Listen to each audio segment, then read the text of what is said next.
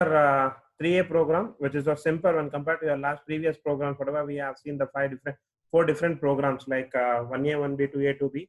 Among that, this is so simple one. We have a package by name 3A, and here I have only one class.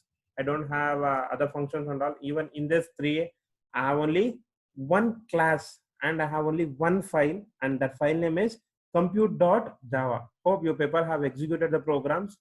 And here observe, I'm taking the input from the keyboard.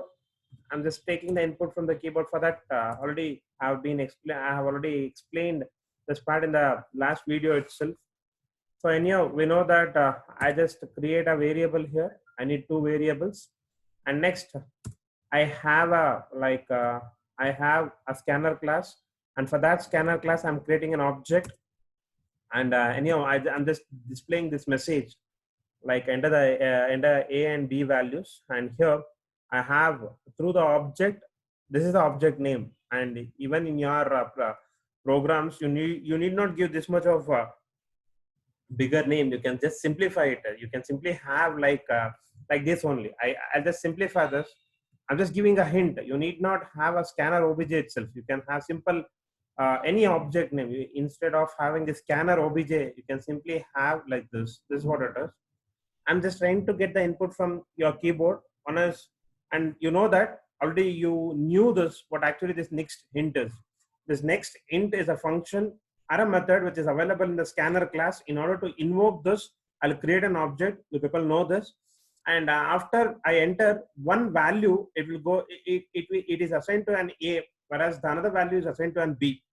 So you know what, this exception in your Java can be handled using this try and catch block. Using this try and catch block.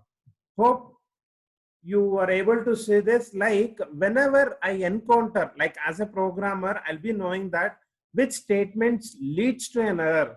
So that observe here, by the time if the person who has entered A is equal to some value and B is equal to some value, probably it executes and it gets the output.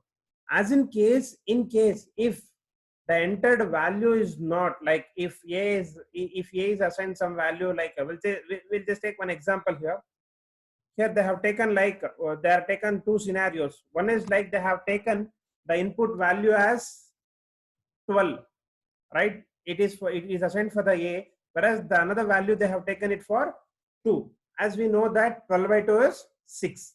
In a second iteration, what they are doing is, the second test what they are doing is they are entering the A value is 12 itself, but they are giving the B value as 0. Here it has to be caught. Here it has to be implemented something. That's what we have here. You know what? As soon as we come to know that, like I know that this particular statement may lead to error. So whenever the programmer feels this particular statement is leading to an error, that particular statement have to be placed in try block. Still we have so many blocks. You know what? We have a try block, catch block, and we have a throw block. We have a finally block also. But at this point of time for this program, you need to know only two different blocks. One is your try block, the other one is catch block. What actually it is trying to do is, it is simply, you know what, all these things are already predefined. You know what, you are simply creating an object E, which is of class arithmetic exception.